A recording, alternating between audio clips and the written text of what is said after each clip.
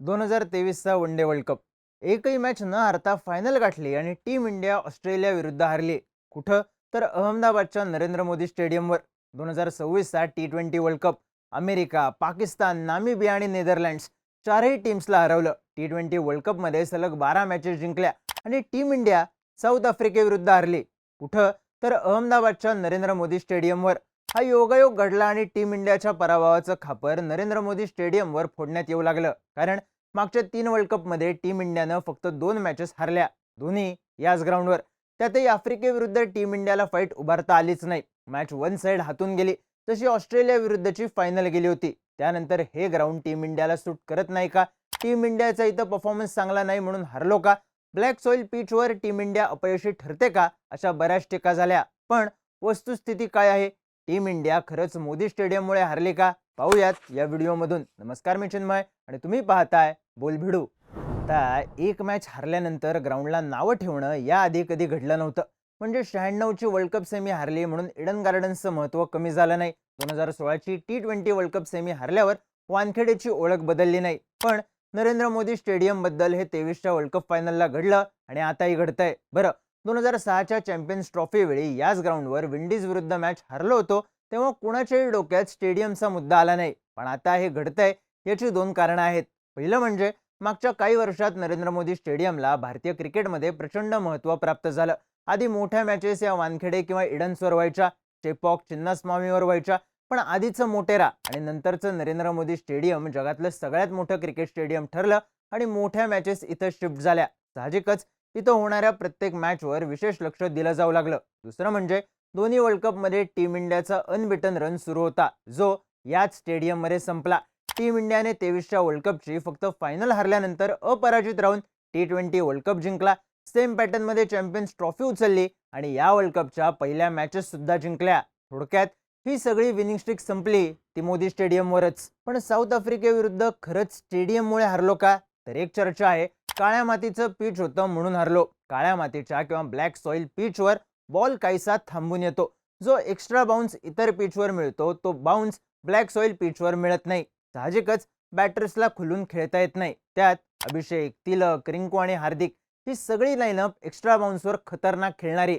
पण ब्लॅक सॉइलवर यांनी एकामागोमाग एक नंबर लावले. विशेष म्हणजे टीम इंडियापेक्षा साऊथ आफ्रिकेच्या टीमसाठी ही विकेट जास्त चॅलेंजिंग आहे. कारण त्यांच्या देशात पिचेस नॅचरली ग्रीन आणि एक्स्ट्रा पेस बाउन्स असणारे असतात. पण आफ्रिकेनं कंडिशन्स जास्त चांगल्या पद्धतीने अडॅप्ट केल्या. दोन्ही टीमचे बॅटर स्लोअर वनवर गंडत होते. पण मिलर आणि ब्रेविसने स्पिनर्सवर अटॅक करून टीम इंडियाच्या फुग्यातली हवा काढून घेतली. त्यात चेस करताना टीम इंडिया इतकी डिफेन्सिव्ह मोडवर गेली की जास्तीचं प्रेशर तयार झालं, जे टीम इंडियाच्या रीतसर अंगाशी आलं. त्यामुळे गेम ब्लॅक सॉइल पिचने नाही तर टीम इंडियाच्या गणलेल्या अप्रोचने केला.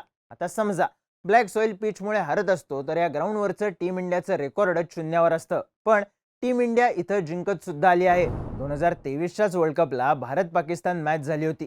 ती सुद्धा ब्लॅक सॉइल पिचवर झाली होती. पण ती मॅच टीम इंडियाने जिंकली. पण हा एक गोष्ट आहे, ब्लॅक सॉइलवर खेळताना टीम इंडिया स्वतःच्या ताकदीपेक्षा समोरच्या टीमच्या विकनेसचा जास्त विचार करते आणि तीच टीम ऐनवेळी आउटराईट हरवते. 2023 मध्ये याच मोदी स्टेडियमवर ती टीम ऑस्ट्रेलियाची होती, यावेळी साऊथ आफ्रिकेची आहे. टीम इंडियाचा गेम करण्यात आणखी एक गोष्ट महत्त्वाची ठरली, ती म्हणजे साऊथ आफ्रिकेकडे नरेंद्र मोदी स्टेडियमवर खेळण्याचा असलेला अनुभव.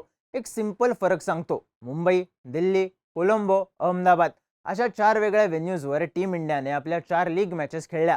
आफ्रिकेनं पहिल्या 3 लीग मॅचेस याच ग्राउंडवर खेळल्या. चौथ्या मॅचसाठी ते दिल्लीला गेले. सुपर 8साठी पुन्हा नरेंद्र मोदी स्टेडियमवर आले. साहजिकच साऊथ आफ्रिकेसाठी या स्टेडियमवर खेळणं सवयीचं झालं होतं. एकच हॉटेल, एकच रुटीन, सारख्याच कंडिशन्स, अशा सगळ्या गोष्टी त्यांना सवयीच्या होत्या. त्यामुळे या ग्राउंडच्या प्लेइंग कंडिशन्स कशा असणार, ड्यू फॅक्टर नेमका किती असणार याचा रीतसर अंदाज त्यांनी घेतला. त्यामुळेच टॉस जिंकून बॅटिंग करण्याचा धाडसी निर्णय आफ्रिकेने घेतला आणि हा निर्णय बरोबर सुद्धा ठरवला. आता टीम इंडियाकडेही अनुभव होता, कारण शेवटची लीग मॅच याच ग्राउंडवर झाली होती. त्यामुळे इथे प्रॅक्टिसला वेळ सुद्धा मिळाला. पण आफ्रिकेकडे असलेला जास्तीचा अनुभव, नोव्हेंबर, डिसेंबर असे 2 महिने भारतातच असण्याचा फायदा आणि त्यांनी अडॅप्ट केलेल्या कंडिशन्स, या दोन्ही पातळ्यांवर साऊथ आफ्रिका प्लसमध्ये गेली, जे सुपर 8च्या पहिल्या मॅचमध्ये दिसून आलं. टीम इंडिया मोदी स्टेडियममुळे हरली नाही असं म्हणायचं आणखी एक कारण आहे, टीम इंडियाच्या हुकमी प्लेयर्सचं गणणं. मागच्या वर्षी डिसेंबर महिन्यात म्हणजे लय नाही 2 महिन्याआधी याच दोन टीम्स नरेंद्र मोदी स्टेडियमवरच T20 मॅचमध्ये समोरासमोर आल्या होत्या. तेव्हा टीम इंडियाने पहिली बॅटिंग करताना 231 रन्स लावले होते. आफ्रिकेसमोर तगडं टार्गेट ठेवलं. तेव्हा बॅटिंगमध्ये कोण चमकलं तर तिलक वर्मा आणि हार्दिक पंड्या दोघांनी 50 केल्या. त्यानंतर बॉलिंगमध्ये वरुण चक्रवर्तीने 4 विकेट्स काढल्या आणि टीम इंडिया जिंकली. आफ्रिकेनं 201 रन्स केले तरीही टीम इंडिया प्लसमध्ये होती. आता रविवारच्या मॅचमध्ये काय घडलं तर तिलक वर्मा दुसऱ्या बॉलला आउट झाला. हार्दिक पंड्याने चांगला स्टार्ट केला पण तो जवळपास बॉलर रन करून 18 रन्सवर आउट झाला. ना अभिषेक चालला आणि ना ईशान. त्यात बायलॅटरल सिरीजच्या मॅचमध्ये 4 विकेट्स खोलणाऱ्या वरुणला 1 विकेट काढता आली, ती सुद्धा मारताना मिळालेली. उलट ज्या वरुणने आतापर्यंतच्या वर्ल्ड कपमध्ये फक्त 1 सिक्स खाल्ला होता त्याला यावेळी 3 सिक्स पडले. म्हणजेच टीम इंडियाचे मेन प्लेयर सपशेल गणले. सूर्याने तर 23च्या वर्ल्ड कप फायनलचा स्कोर रिपीट केला आणि टीम इंडियाची ICC टुर्नामेंट्समधली विनिंग स्ट्रीक तुटली. नेमकं ठिकाण नरेंद्र मोदी स्टेडियम ठरलं. आणखी एक गोष्ट विसरून चालत नाही, ती म्हणजे हा सगळा विषय T20 क्रिकेटचा आहे. इथे टीममध्ये कोण वूज वू आहेत, कुठल्या रँकिंगला असलेले बॅटर्स आणि बॉलर्स आहेत याचा शून्य फरक पडतो. इथं त्यावेळी कुठला प्लेअर चालतो याचा विषय असतो. टेस्टमध्ये कमबॅक करायला सेकंड इनिंग असते. वन डेमध्ये 50 ओव्हर्समुळे स्पेस जास्तीची असते. पण T20 मध्ये असलं काहीही नसतंय. या बॉलची चूक पुढच्या बॉलला सुधारली नाही तर गेम ओव्हर. झिम्बाब्वे श्रीलंकेनं ऑस्ट्रेलियासोबत हेच केलं आणि साऊथ आफ्रिकेनं टीम इंडियासोबत. हा पर नरेंद्र मोदी स्टेडियमवर फुटलं कारण पराभव अनपेक्षित होता. पराभव बऱ्याच विजयांनंतर आला होता आणि पराभव याच ग्राउंडवर होणारी या वर्ल्ड कपची फायनल खेळण्याचा रस्ता बिघडवणारा आहे. कारण आता टीम इंडियाचा नेट रन रेट -3.800 झाला आहे. आता वेस्ट इंडिज आणि झिम्बाब्वे या दोन्ही टीम्सला चांगल्या फरकाने हरवावं लागेल. त्यातही जर तरच्या गणितावर अवलंबून राहावं लागेल. नाहीतर फायनलला डाग पुसायला म्हणा किंवा खापर फोडायला म्हणा, अहमदाबादच्या नरेंद्र मोदी स्टेडियमवर खेळायला टीम इंडियाच नसेल. तुम्हाला काय वाटतं? मॅच नरेंद्र मोदी स्टेडियममुळे हारली की जबाबदारी लई दिवसांनी गणलेल्या प्लेयर्सची आहे? तुमची मतं, प्रतिक्रिया आणि गंभीर सूर्याला असलेले सल्ले सांगायला कमेंट बॉक्स आहे. आणि इंटरेस्टिंग व्हिडिओज बघण्यासाठी बोल भिडू.